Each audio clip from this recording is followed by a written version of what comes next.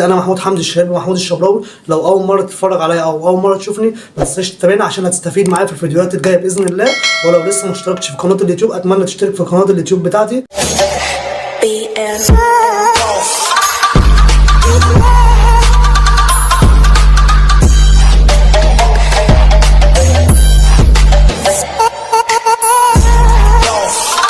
دلوقتي عاوز فلوس اكتر، انا بس لو وصلت مرتب كذا انا هستريح. تيجي توصل المرتب ده مش عارف والله، انا متهيألي لو وصلت المرتب اللي بعده هبقى مطمن اكتر.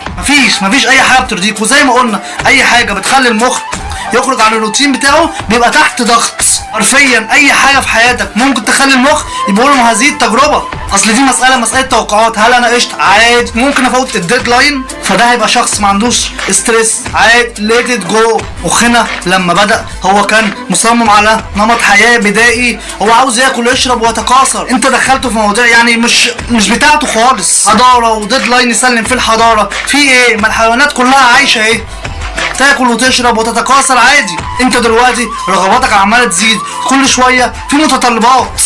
انا عندي 6 باكس، لا انا عاوز يبقى عندي ايه؟ ليت فريدم بروميس دريس ان ذس. زي ما هاينز لاين بيقول الحاجه الوحيده اللي مش هيبقى عليك ضغط فيها هي وانت ميت.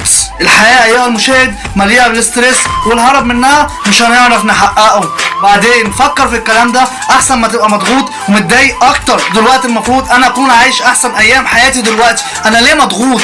انا ليه مش مبسوط؟ فتتضايق وتتضغط اكتر، يبقى عليك ستريس اضافي اللي انت مش عاوز تبقى في ستريس، فتبقى مش عارف تعمل ايه. تلاقي ان انت ستريس من الستريس اللي عليك، فتلاقي ان انت عندك 11 1 2 4 ستريس. كم مره قبل الديدلاين بتسلم شغلك او بتلحق تذاكر الامتحان عشان جسمك قدم اقصى طاقه بدنيه عنده علشان ينجزها. ولكن الضغط المتواصل ممكن يأثر على جودة حياتك. منعك تنبسط. انا عايزك تهتم باكلك وتهتم بصحتك. حاول تبعد عن اي اشخاص عاوزين يحطوا عليك ضغط غير مبرر. وخليك عارف ان اكتر هرمون بيقابل الاسترس هو الاكس 2 اسيد، هو هرمون الحب والمحبه. فقرب من اللي بتحبهم، ما تتكسفش بإظهار حبك ليهم. ما تفكرش قبل ما تطلب المساعده، ما تتكسفش عزيزي المشاهد قبل ما تطلب المساعده ابدا. ده مش دليل ضعف، وده مش معناه ان انت ضعيف ومش عارف تعاني مع ازماتك. كلنا في لحظه من اللحظات محتاجين شخص متخصص عنده خبره في الصحه النفسيه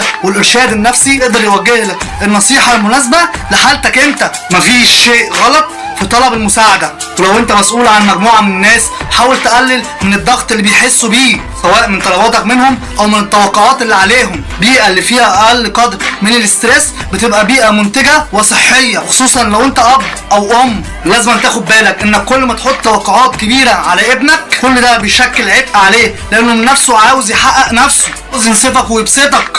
ولكن مع الضغط ابنك ممكن يكتئب وتبقى انت كده بتضره مش بتساعده. يا ابني انا عاوز اشوفك احسن واحد في الدنيا. يا حاج العالم فيه 8 مليار، انا الوحيد اللي هنافسهم. وعزيزي الحاج الحصه الجينيه بتاعتي بيني وبينك مش قد كده. يقول لك انا عاوزك تعمل اللي ما عملتوش.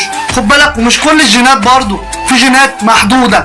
فطول الوقت الاهل حاطين توقعاتهم عليك وانت عاوزهم يجي ياخدوك من الشغل بدري. لكن كل اللي لقيناه ان اكتر الاشياء المسببه للضغط مثلا حاجه اسمها الفومو، الفي اوف ميسنج اوت، الخوف من فوات الاشياء. ده مصطلح وضعه الدكتور دان هيربر، عرف فيه الانسان ان حاجه تفوته وما يعرفش عنها اي حاجه. خايف ياخد قرار يندم عليه لا يكون في قرار تاني افضل. عنده 20 كورس عاوز يبدا في واحد، بس خايف يكون في واحد احسن من الواحد اللي هو هيبداه. خاف يبدا في حاجه لا يكون في حاجه تانية احسن. شاف واحد بيرسم، انا عاوز اتعلم الرسم، بس انا كنت عاوزك تتعلم الكتابه ولا تتعلم البرمجه او تاخد كورس انتربرجي.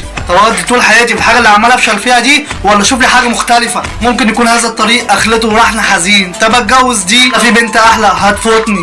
فده نوع من مسببات الضغط منتشر بشكل كبير جدا، بيخلي كل الناس طول الوقت متابعين الاخبار والناس اللي حواليهم. الحاجه الاخرى هي التي تسبب الضغوطات هي التوقعات، اكسبكتيشن، توقعاتك عن الامور بعد ما تختبرها وبعد ما تصطدم بيها. انا بقى عندي 25 سنه وانا كنت عامل حسابي معايا عربيه ويكون معايا شقه ويكون عندي مصنع ومعايا حساب في البنك لا يقل عن 3 مليار دولار. يكون عندك 30 سنه ومش عارف تجيب فيه في 2020 وداخل جمعيه عشان تعرف تجيبها، تبقى انت كده مدبر وتيجي تصطدم بالواقع تلاقي الموضوع مش سهل، فتخاف من الفشل ويحصل لك ضغط وتوتر. النوع التاني من التوقعات هو توقعات الاخرين، زي توقعات الاهل. واكشلي هي توقعات الاهل. حياة الابناء بتبقى تحت ضغط كبير من توقعات الاهل، بتبقى تحت وضع وضغط كبير قوي عليهم. مشكلة الضغط ان هو بيدخلك في لوجو حلقة مفردة، تبدأ بالضغط وتنتهي بالضغط. يعني ممكن الضغط يعمل لك مشكلة في النوم فتؤدي الى ارهاق وتعب عام، فيخليك تنجز الاشياء بصعوبة، تقدر تتراكم عليك وتحس بالذنب، تهاجمك افكار سلبية في دماغك فيحصل لك ضغط. او حاجة تانية زي الاسترس بيأثر على التركيز، فيخلي عملية التذكر والتركيز اصعب، يحصل لك احباط ويعمل ضغط تاني، ممكن يجيلك امراض اكتر، فده معناه تعب وخمول. شغل اللي ورانا مش هيخلص فهنتضغط اكتر يخرب بيته. فهو لو محتاج تشوف ايه اللي يقدر يتحكم فيه عشان تقدر تكسره بدل ما تزود التيم بله. ودلوقتي اتمنى لو الفيديو عجبكم ما تنسوش تشتركوا في القناه وتضغطوا زر الجرس وتضغط لايك وتكتبوا لي ارائكم في التعليقات عشان اكمل فيديوهات باذن الله.